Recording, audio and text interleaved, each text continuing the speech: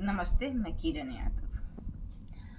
अभी जो महंगाई और बेरोजगारी अंतिम चरण पर है, हर व्यक्ति महंगाई और बेरोजगारी झेल रहा है, लेकिन कोई कुछ भी नहीं बोल रहा है, चुप्पी साधे हुए हैं। आपको पता है, पहले महंगाई जो है वो पहले आप किलो के हिसाब से खरीदते थे, 100 रुपये किलो कोई भी चीज़, लेकिन अब वही चीज़ आप 150 के खरीद रहे हैं और उसका वजन सीधे हो गया है 750 ग्राम।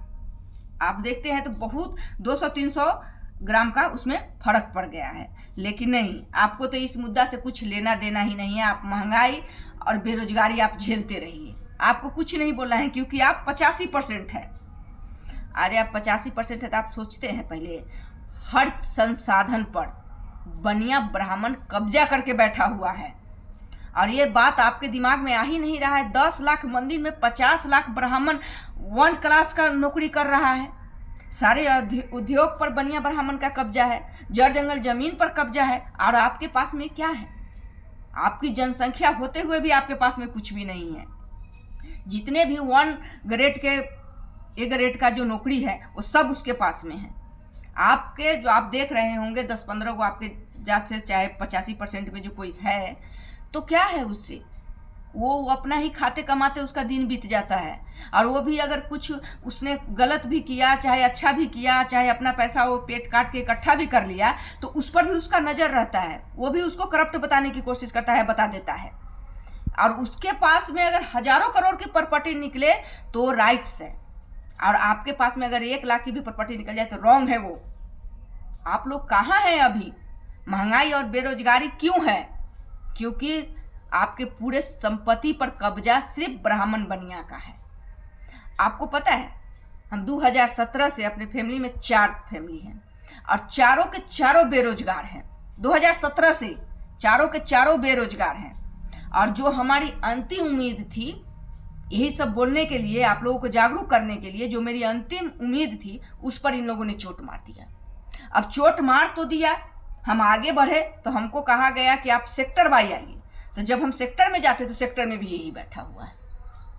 एक हमारा बिगाड़ दिया और दूसरा को हम गए सुधारने के लिए, कहने के लिए, तो वहां भी वही बैठा हुआ था। तो क्या आपको लगता है कि हमको इंसाफ मिल पाएगा? कभी भी कभी हमको इंसाफ नहीं मिलेगा, और इसके लिए मुझे लड़ना पड़ेगा।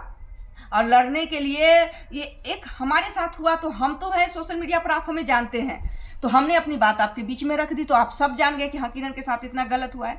ऐसे हजारों लोग हैं जो अपनी बात किसी के तक नहीं पहुंचा पाते हैं, और उनकी आवाज वहीं दब जाती है। और दब क्यों जाती है? क्योंकि जब वो अपना पॉपुलैरिटी का भीड़ दिखाता है तो उसमें 500 रुपया लेकर के जाने वाले हमारे ही लोग होते हैं। भाई इतना क्या था वो, इतना कैसे पॉपुलर है वो? तो वो पॉपुलैरिटी आप लोगों ने दिया ना, कि वहां 500 रुपए लेकर के आप पहुंच गए। अगर आप उसके रैली में आप जाना बंद कर दीजिए, उसको वोट करना बंद कर दीजिए, उसको सपोर्ट करना आप बंद कर दीजिए, तो वो बढ़ जाएगा आगे। कितनी जनसंख्या है उसकी? आप लोगों ने कभी सोचा है कि आप में कितना पावर है? अंग्रेज जो था, हमारे देश को गुलाम बना करके रखा हुआ था, तो पूरा प्रॉपर्टी क्या इन लोगों ने धोखे से हमेशा सुंदरियों का सहारा लेकर के, इसको एक धोखा कहते हैं, उसके सहारा से इसने हर संपत्ति और जड़ जंगल जमीन पर कब्जा किया है। लेकिन अंग्रेज जाते जाते कह के गया था कि ब्राह्मण को कभी भी जज मत बनने देना, नहीं तो ब्राह्मण जज बन गया तो पक्षपात करेगा। और वही हो रहा है।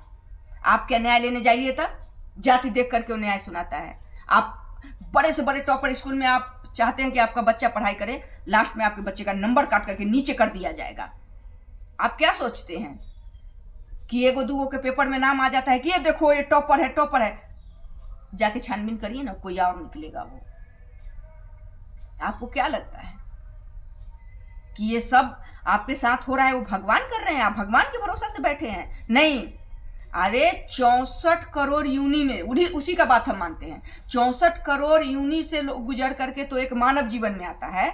तो मानव जीवन में हम इसलिए आए हैं कि हम दूसरे से प्रताड़ित होते रहे, दूसरा हमारा शोषण करता रहे, हमारा अधिकार खाता रहे, और हमारे पास में बोलने के लिए मुंह है, खाने के लिए हाथ है, चलने के लिए पैर है, हट्ठा खट्टा शरीर है, और फिर भी हम लड़ाई न लड़े अपने लिए। भाई हम नहीं कहते कि लाठी चला करके आप लड़ाई लड़िए, अरे अब तो कलम में ताकत है, और वो पावर बाबा साहब ने आप लोगों को दिया है।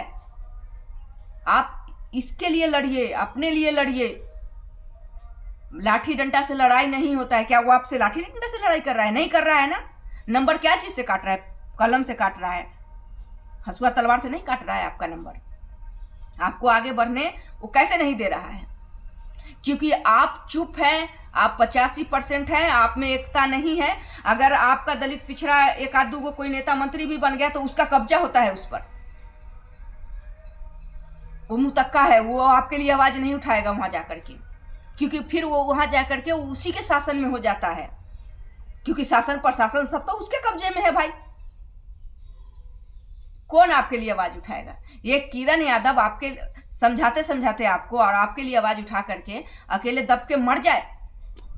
हमारा तो जो था वो सब उसने छीन लिया। आपके देखते भर में आप सोशल मीडिया पर आकर के सब कुछ देख रहे हैं कि किरण ऐसा जीवन नहीं जी रही थी। मेरा सब कुछ छीन लिया इन लोगों ने, और अंतिम उम्मीद पर भी चोट मार रखा है। लेकिन मैं तो हार नहीं मानूंगी, मैं तो लड़ूंगी, चाहे बर्बाद हो जाऊं। ऐसी जिंदगी भी क्या जो दूसरे के रहम करम पर जिए? अरे जीते जी हम नरक भोग रहे हैं, तेरे दबाव में जिएंगे। अब मरने के बाद तू हमको स्वर्ग देगा? हमारे घर वाले को बोलेगा कि ये दान करो वो दान करो, उनको स्वर्ग मिलेगा? नहीं, हम लड़के जीने वाले लोग हैं, हम लड़ करके जिएंगे। चाहे बर्बादी होती है तो होने दो, इनका कब्जा हम हर चीज पर नहीं होने देंगे। जो मेरा अधिकार है वो मुझे चाहिए। मैं अपना अधिकार मैं लेना जानती हूं, और मैं लड़ाई लड़ूंगी और अंतिम सांस तक लड़ूंगी मैं। नहीं तो कोई मुझे डरा सकता है, न मुझे कोई धमका सकता है।